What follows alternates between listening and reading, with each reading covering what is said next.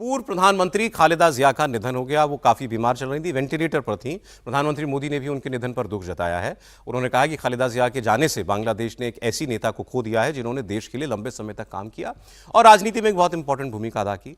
80 साल की उम्र थी खालिदा जिया की और हॉस्पिटल में ही थी, वेंटिलेटर पर 20 दिनों से थी। 1991, 96, 2001, 2006 इस बार में 2 बार वो प्रधानमंत्री रही हैं और वे पूर्व राष्ट्रपति जियाउर रहमान की पत्नी भी थी। इनके पति जो थे वो आर्मी चीफ थे, सर जनरल थे ना, जनरल थे वो।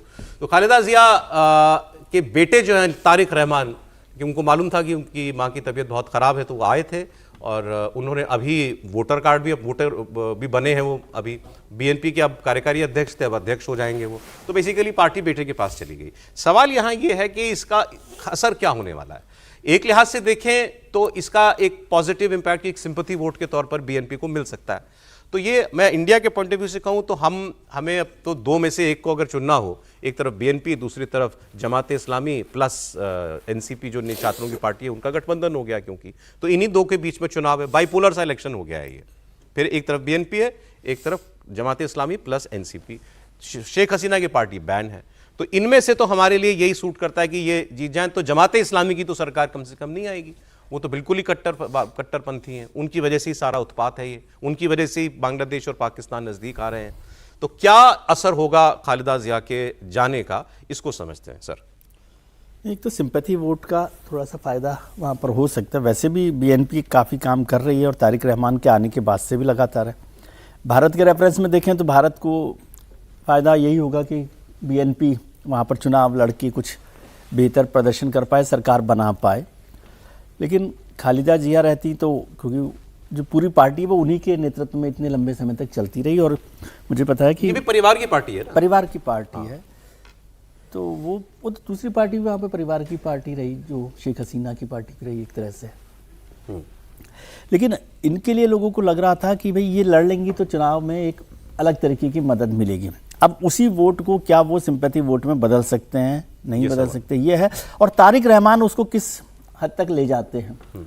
हालांकि तारिक रहमान ऐसा नहीं है कि वो 17 साल से विदेश में जरूर रह रहे थे, लेकिन है वो पॉलिटिशियन ही। ऐसा नहीं है कि उनका अचानक उनको पैराशूट से ला गया। वो नहीं आए हैं, वो नेता है। जमात और एनसीपी के खिलाफ कितनी वो लड़ाई लड़कर खड़े हो सकते हैं, ये बड़ा मुद्दा है। एक रिएक्शन सर पाकिस्तान से मिला बांग्लादेश पे, और मैं तो इस आदमी को मैं पहले काफी फॉलो करता था यूट्यूब पर, तो मुझे तो बड़ा ही दुख भी हुआ क्योंकि मुझे लगता था कि कभी कभी सेंसिबल बात कर लिया करते थे। लेकिन अब तो मुझे लगा कि ये बिल्कुल किसी इस्लामिस्ट और पाकिस्तानी सेना के टाउट के तौर पर बात कर रहे थे। इनको शायद आपने भी सुना हो, हसन निसार नाम है इनका। ये वहाँ के एक एनालिस्ट हैं, पत्रकार नहीं है, ये कॉलमनिस्ट हैं, एनालिस्ट हैं। इन्होंने कहा कि भारत जैसे देश के लिए ये तो अच्छा ही हो गया हमारे लिहाज से। उनका ने कहा कि अच्छा ही हो गया कि बांग्लादेश बन गया, अब दोनों तरफ से सैंडविच बना के हम भारत की ऐसी करेंगे। इसमें एक लाइन में जोड़ रहा था। हाँ। आप सुनाइए उनको। आप बोल लीजिए, आप बोल लीजिए। नहीं, मैं ये कह रहा हूँ कि जब हम जमात और एनसीपी की बात करते हैं ना, तो इसमें पाकिस्तान को भी जोड़ लीजिए। हाँ बिल्कुल, वो तो इस इलेक्शन में जो है वो पूरी ताकत के साथ लगे हुए कि खालिदा पाकिस्तान उनके लिए बैटिंग कर रहा है और ये पाकिस्तान के लिए बैटिंग कर रहे हैं। जरा हसन निसार को सुनिए। मुझे कभी कभी लगता है कि बांग्लादेश का कयाम जो था, पाकिस्तान का 2 लख्त होना जो था, it is a blessing in disguise. अब ताल्लुकात अगर बिल्कुल भाइयों जैसे हो जाएं और पाकिस्तान स्ट्रेंथ करे, इन एवरी सेंस स्ट्रेंथन करे उनको, बांग्लादेश को स्ट्रेंथन करे, आपस में कारोबार, ट्रेडिंग, ये वो, फौजी एतबार से भी, क्योंकि हमारी फौज दुनिया की टॉप चंद आर्मीज में से है। तो कल ले ये पंगा बांग्लादेश के साथ या पाकिस्तान के साथ, तो ये सैंडविच ना बन जाए तो मेरा नाम बदल देना। मैं हसन निसार साहब, आप नाम सोच लो कोई अपने लिए फिर। तो नाम तो आपको सोचना पड़ेगा कि आप ही ने ऐसी बात कह दी है। आपका देश टूट गया, कह रहे हो अच्छा ही हुआ कि हम भारत को, देश हमारे देश के 2 टुकड़े हो गए, अच्छा हो गया, हम भारत को दोनों तरफ से दबाएंगे। अरे तुम दबा दो, आप ये तो आप तब भी कर सकते थे और कर ही रहे थे जो करना था। वहां पर लगा क्यों रखी थी पूरी फौज जो है पाकिस्तान, बांग्लादेश के अंदर, ईस्ट पाकिस्तान के अंदर, और भाइयों जैसे रिश्ते हो जाए। जब एक देश में थे तो जानी दुश्मन थे, तो बंगाली मारे, बंगाली मुसलमान मारे, हिंदू भी मारे, और अब कह रहे हैं कि भाइयों जैसे रिश्ते हो जाएं, ये भारत को हम कुछ जो है टाइट कर सकेंगे। समीर जी। निश्चित रूप से और मुझे लगता है अब खालिदा जिया के निधन के बाद सिंपैथी वोट तो मिलेगा। मुझे लग रहा है कि अब उनके बेटे रहमान के लिए एक बड़ी चुनौती भी है कि वो किस तरीके से पार्टी को एकजुट हो सकते हैं, क्योंकि कल ही बीएनपी के एक दूसरे बड़े नेता का बयान आया था कि हमारे पास भी दूसरे लीडर्स है जो देश की बागडोर संभाल सकते हैं। रहमान साहब 17 साल बाद लौटे हैं, 17 साल में बांग्लादेश की राजनीति बहुत बदली है, उन्हें बांग्लादेश को समझने में समय लगेगा।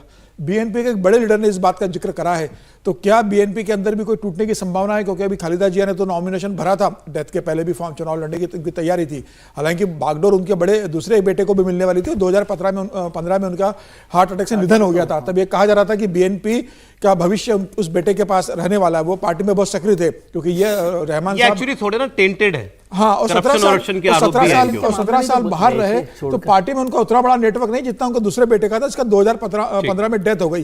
तो क्या अब पार्टी उनको वैसे स्वीकार कर पाएगी? एक हसन निसार पर एक कमेंट पार्टी जी। नहीं, देखिए, नाम मोहम्मद बदलवाइए, उन लोगों को तो अपने नाम का खुद ही नहीं पता है। कितने नाम बदल के तो हसन निसार हुए हैं, बेसिक समझिए आप।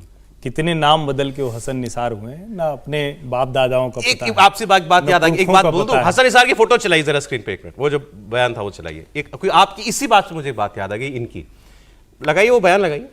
इन्होंने कहा कि मैंने ये बात ये कहते हैं पाकिस्तान के लोगों से, कहते हैं अरे ये तुम चीमा लगाते हो, ये कुछ और सरनेम लगाते हो, कहां से हो, सब एक ही हो, ये कहते थे ये।